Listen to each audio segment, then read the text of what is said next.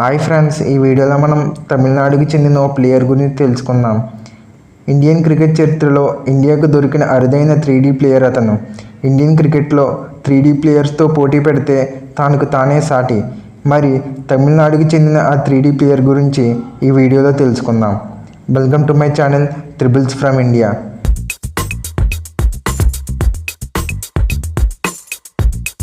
మన వీడియోలో క్రికెట్కి సంబంధించి బయోగ్రఫీస్, రివ్యూస్ మరియు క్రికెట్ వెనుక దాగున్న సైన్స్ గురించి మొదలగు ఇంట్రెస్టింగ్ విషయాలు లభిస్తాయి. సో మన ఛానల్ని లైక్ చేయండి, షేర్ చేయండి మరియు సబ్స్క్రైబ్ చేసి మీ ప్రేమను తెలియజేయండి. మీకు తెలుసు, ఆ 3D ప్లేయర్ మరెవరో కాదు, Vijay Shankar, right hand batting allrounder.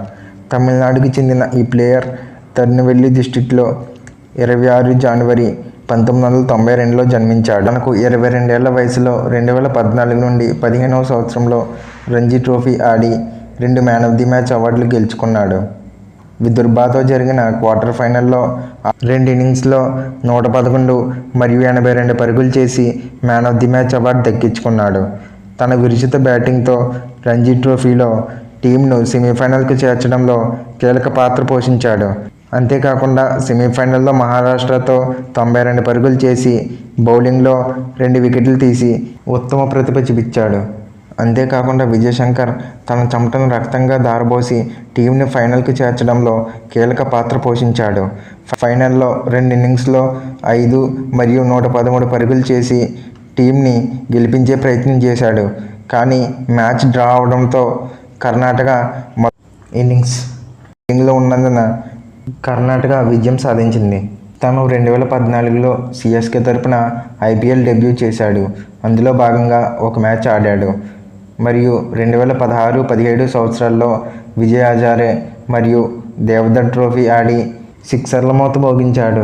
బౌలింగ్లో కూడా కీలక సమయాల్లో వికెట్లు తీసి టీం టైటిల్ విజయం సాధించడంలో ముఖ్య పాత్ర పోషించాడు. మరియు 2017 సంవత్సరంలో SRH తరపున 4 మ్యాచ్లు ఆడి అత్యధిక 63 పరుగులు నమోదు చేశాడు.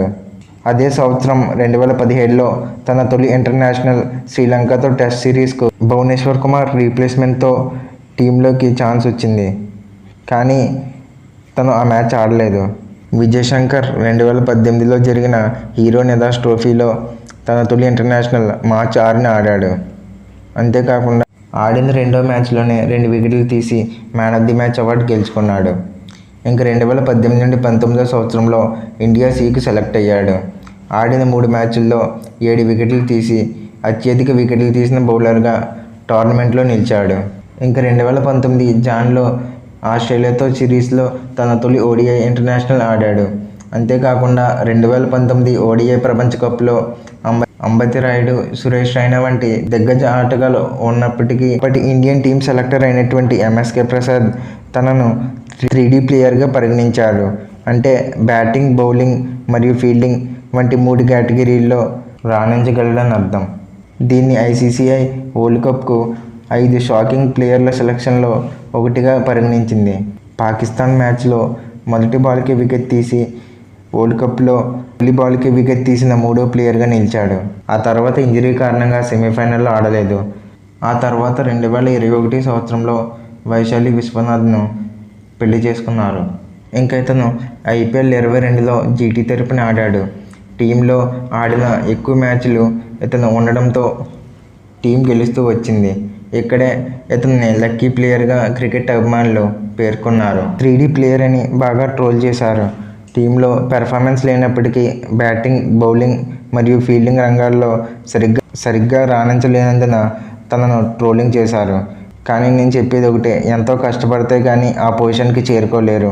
సో దయచేసి ఏ ప్లేయర్ని ట్రోల్ చేయకండి. దయచేసి ప్లేయర్ని ప్లేయర్గా మాత్రమే చూసి గౌరవించండి. మీకు ఇటువంటి మరిన్ని ఇన్ఫర్మేటివ్ వీడియోస్ కావాలంటే మన ఛానల్ని సబ్స్క్రైబ్ చేసుకోండి. Thank you all.